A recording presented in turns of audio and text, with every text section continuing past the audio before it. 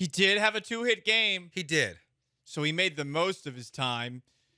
He did. You could argue. That's true. In one of the games. He got his batting average up to 122, so progress.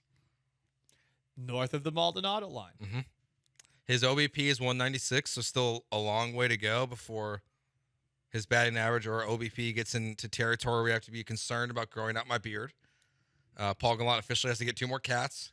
That's the not Rockets happening. Make the play in Because tournament. I never agreed to that. It was if they made the playoffs, I would paint my nails in solidarity. I mean, we tried to get you to have a real baby, but we tried to negotiate it down. Yeah. Just stop trying to put more. It would have been right around your birthday. Responsibility in my life. That's the last thing I need right now.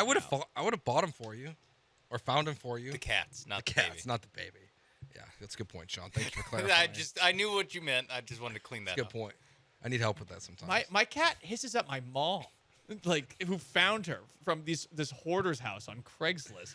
So the odds of you finding a good cat that cat is going to like are low. That's a good point. So Jose Abreu, not very, we know what it's been. Joe Spada, taking him out of the lineup 2 days in a row surprises me still. They've been dropping him down in the order. He was batting 8th the other day, but then to see even Singleton be put into the lineup and bat 6th is even more of just a message of how frustrated they are. Another guy with the 2-hit game over the weekend. Yeah, he was 0 for 2 with bases loaded in yesterday's game. Correct. But, But he also had a multi-hit game. Yeah. For what it's worth. So I wonder if this is now getting close to platoon territory. I think that because of what they're spending when it comes to Abreu, they're probably going to make Abreu the more regular guy going forward. Mm-hmm. But they have faith in John Singleton as an alternative for reasons I don't really understand. And yet he's getting work. So I don't know if we're quite, splitting this right down the middle, but it can't be that far off the table. It feels pretty close, I would imagine. I think that's where we're headed. That it is going to be until Jose Abreu will get the opportunity at some point to really secure this job again. For example, I expect him to be in the lineup today. He had 2 hits yesterday. And, just my guess is Joe Espada will still manage this team based on feel. Like Dusty Baker, someone would hit a home run and they'd be out of the lineup the next day, and it would really piss off the Killer Bees. Just when somebody's getting hot. Yeah, they'd take him out of the lineup. Gives him the day off. But Jose Abreu, you have to give him the opportunity because of how much money you're paying him. In theory, what he's supposed to bring to this team, that you're going to give him some run at first base. But yeah, my guess is we're going to see it mostly split. And then Dana Brown yesterday was talking to Astros Radio, which he does every Sunday, and he was asked about Joey Loperfido. And he said, quote, "I'd like to see him cut down the strikeouts a little bit, make some contact there, but ultimately showing some good game, some good power to his game and coming along well at first base, he'll be a nice utility piece for us." And that's the part where everyone wants Joey Loperfido to be this problem solver, right? He's supposed to be this puzzle piece that you fit in, and he's your new first baseman, and it gets Jose Abreu and John Singleton out of your lineup because he's hit 7 home runs this season. He hit 3 the other night, and they're tank shots. They're not just getting over the wall. But Dana Brown, who's very open and honest and tells too much often, calling Joey Loperfido a utility piece, to me, is a very clear sign that the hope that Astros Twitter may have of what Loperfido can be for this team is he probably is just not. And all Astros fans as well. Everyone's just looking for something to cling to. Yeah. So with Mario Joseph Loperfido, calling him by his Catholic confirmed Italian name, I think you also heard from Dana Brown there a way to still say they're behind Jose Abreu by saying that this is not his position. If Dana Brown confirms that Loperfido is someone that they see playing first base more often than not, then they may as well just bench Abreu now. If you put that out there, there will be questions asked in the clubhouse about that on a semi-regular basis. And obviously it's different for the beat reporters who are there because they have relationships that they have to maintain because they're there so many days. So I don't know how much toe stepping is going to go on, but it's not like Chandler Rome is afraid to put out an article that perhaps rubs some in the organization the wrong way. If Dana Brown had said there that Loperfido is really looking good at first base, that I think could have created some drama that's unneeded right now. You still have to have Abreu's back. I hate that that's where we're at. Yeah. Where you're hoping you don't shatter his confidence. But, I mean, it wasn't that long ago that he was talking about how his confidence is an issue for him right now. I think this was something in an article last week. You hate seeing that for a guy who has, won an AL MVP? Mm-hmm. But that's where you're at. Yeah, that's kind of why my thought process on this before was he's either almost your everyday first baseman. Maybe there will be more of a split now, and that surprises me a little bit, or he just won't be on the team. I really don't think that you have a Brandon Belt, a Joey Loperfido, a trade deadline acquisition, just giving Victor Caratini more run out there, which also he should with this. Caratini's been hitting well for what it's worth. He had 2 really good pinch hit moments this weekend.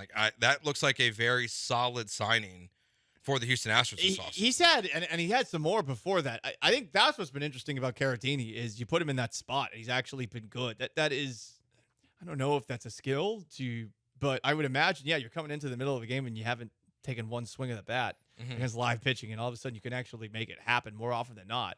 I imagine for most players, you got to feel a little bit of rust, even if you had a scheduled day off and all of a sudden you pinch it late in the game. Yeah, there's some guys are just, you get used to it, right? I would imagine, even because you even see weird stuff with Yordan Alvarez. There was some weird splits the last 2 years where his batting average and statistically he was so much better when, not so much better, but he was better when he would play left field versus when he would DH. So to have that skill, I would imagine that's one of the hardest things to do in sports is because it's already so hard to just hit a baseball, but then to just be sitting the entire day and then to be asked in some of the biggest moments to come in and come through with a hit. Yeah, it is a daunting task.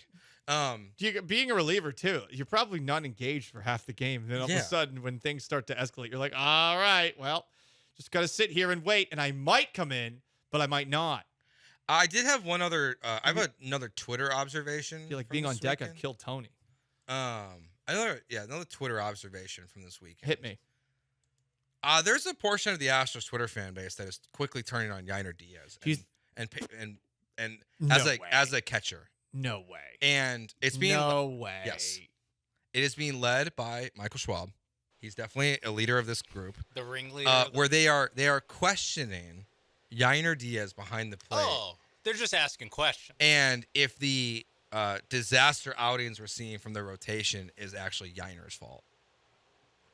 So that's the next trend we're looking at here, folks. So you get one aggregator who starts putting that out there, who has a big following because of all the Astros aggregation that he does. Yeah. He merely asks the question, and now all of a sudden you start to see some questions. If any of the pitchers have earned the benefit of the doubt, it's JP France, Hunter Brown, Spencer Arrighetti, Blair Henley. Yeah. Those guys.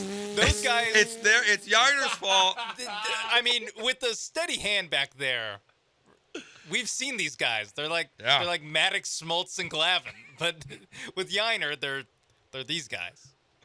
There are some who online I cannot tell if they're being serious or trolling. I know. And I imagine, much like me last year, constantly talking about all that Maldi does after everyone was acting like he's the worst player in the history of baseball. I started to push back a little bit and say, well, he's clearly doing something that the pitchers like, even if he is bad at the plate. We threw out the possibility, but I don't think that knives should be out for Yainer Diaz as a catcher after 3 weeks, especially with what Sean laid out, where you have guys who do not belong in the major leagues that are pitching.